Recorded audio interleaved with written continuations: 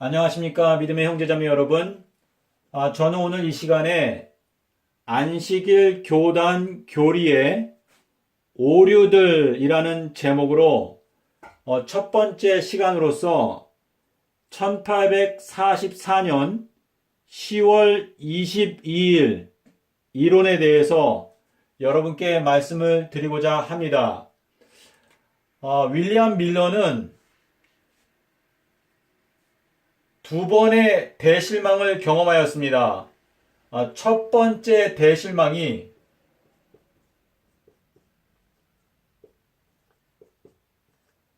첫 번째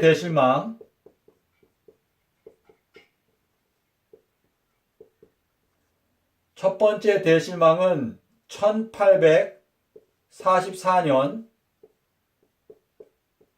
봄이었습니다. 윌리엄 밀러는 이 재림운동을 할 때에 맨 처음부터 1844년도 봄에 2300년이 끝난다는 것을 알고 있었습니다.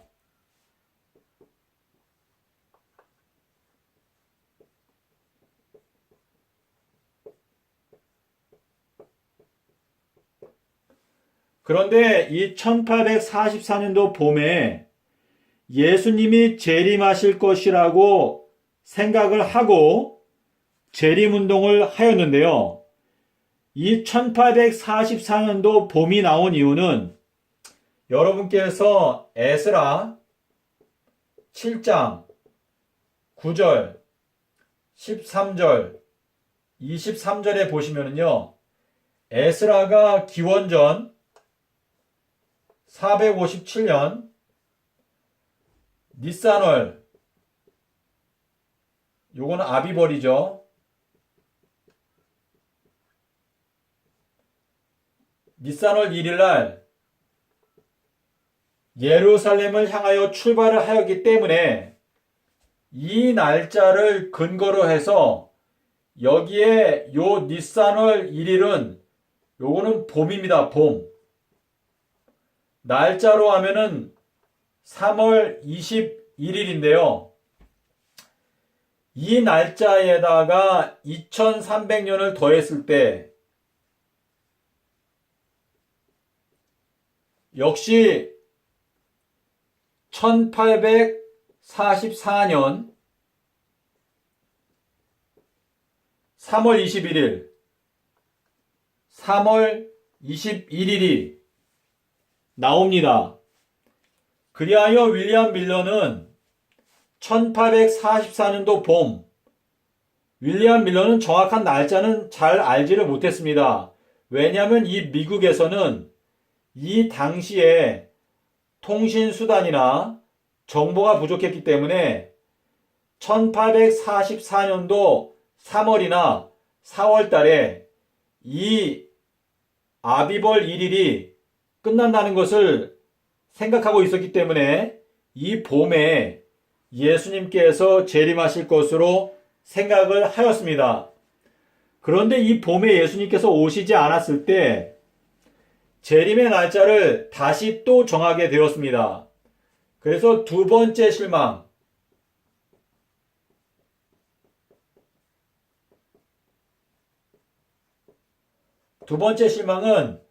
다시 재림의 날짜를 정했는데 1844년 10월 22일로 재림의 날짜를 다시 정하게 되었습니다. 그런데 이 밀러주의자들이 이제 봄에 대실망을 경험하고 봄, 여름, 가을까지 재림운동을 했는데요. 이 10월 22일로 날짜를 옮기게 되면 2300년이 아니라 요 경우에는 2300년 8개월이 됩니다.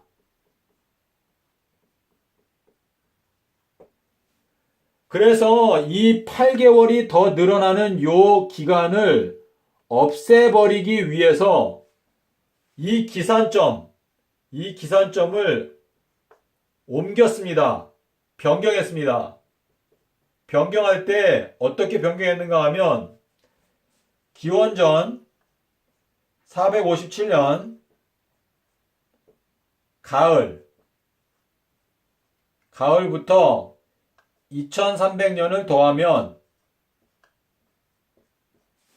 결국은 1844년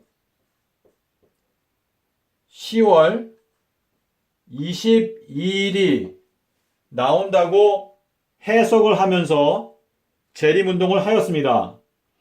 그런데 요때도 예수님께서 오시지 않았습니다. 그런데 재림교단에서는 특별히 이 화인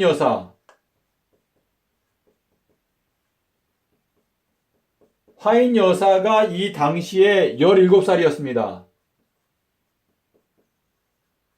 그리고 화인 여사는 평생 동안 이 첫 번째 실망이 성경적이라고 생각하지를 못하고 이 두 번째 실망이 성경적인 계산이라고 착각을 하였습니다. 다시 말해서 이 변경된 기산점을 근거로 해서 예수님의 십자가 연도를 계산하였습니다.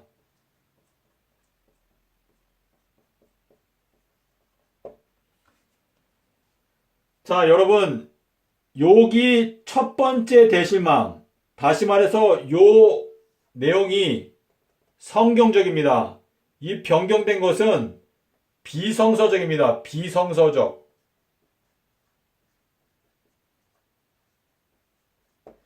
이 비성경적인 기산점을 근거로 해서 십자가 연도를 계산하게 되면 십자가 연도는 다니엘서 9장에 나옵니다. 다니엘서 9장을 통해서 십자가 연도를 계산하면 서기 31년도가 나옵니다.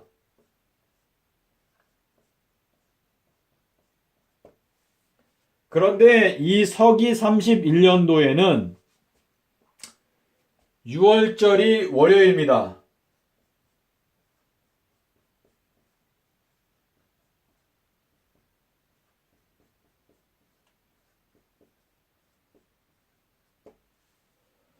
자, 재림교단에서는요, 재림교단 창립 이래 지난 155년 동안 예수님께서 서기 31년도 금요일에 돌아가셨다고 가르치고 있습니다.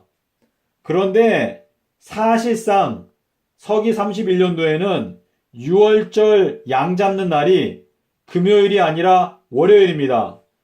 다시 말해서 화인 여사가 평생 동안에 이 가을에 있었던 두 번째 대실망이 성경적이라고 착각한 것입니다. 착각했기 때문에 서기 31년도 십자가설이 나왔는데 다니엘서에서 말하기를 말세에는 지식이 증가한다. 그래서 여러분께서 어느 누구든지 다 확인할 수 있습니다. time and date.com 가셔서 이스라엘 나라를 선택하십시오. 이스라엘 나라를 선택하시면 6월절, 이 니산월이죠. 니산월 14일이 서기 31년도에는 월요일입니다. 이 세상에 다른 달력은 존재하지도 않습니다. 이 31년도에는 6월절이 월요일입니다. 이스라엘 나라에 가셔서 직접 확인해 보시든지 아니면 인터넷에 가셔서 확인하시면 서기 31년도 6월절이 월요일인 것은 누구나 다 확인할 수 있습니다. 이 웹사이트 말고 또 있습니다. 캘린더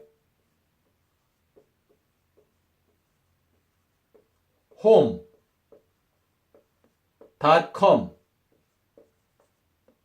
여기에 가셔도 여러분께서 확인하실 수 있습니다. 자, 예수님께서 실제로 십자가에 달려 돌아가신 연도는요, 여기에 성경적인 기산점을 근거로 해서 다니엘서 9장을 연구하시게 되면 예수님의 십자가 연도는 서기 30년입니다. 그리고 이 서기 30년도에는 6월절이 수요일입니다. 재림 교단에서는요, 오직 성경만이 판단 기준이다 라고 말을 합니다. 하지만 그것은 말뿐입니다. 실제로 성경을 해석하는 것을 보면 화인 여사가 기록해 놓은 것을 지난 155년 동안 재림교회가 창립된 지 이제 155년입니다. 근데 이 155년이라고 하는 세월 동안에 오직 성경만이 판단 기준이다 라고 말은 하지만 사실상은 화인 여사가 해석해 놓은 성경 해석을 그대로 답습하고 앵무새처럼 계속 반복하고 있습니다. 저는 화인 여사의 글 속에 명백하게 오류가 있다는 것을 성경을 통해서 증명할 수 있고 제가 여러분께 다른 영상에도 여러 차례 설명을 드렸습니다. 여러분께서 지금 재림교회는 기원전 457년 가을이 기산점이라고 주장하고 있습니다. 자, 만약에 재림교회의 이 주장을 한번 살펴보겠습니다. 1844년 10월 22일이 2300년의 끝이라고 재림교회는 주장합니다. 그렇다면 기원전 457년 10월 22일이 기산점이라는 주장입니다.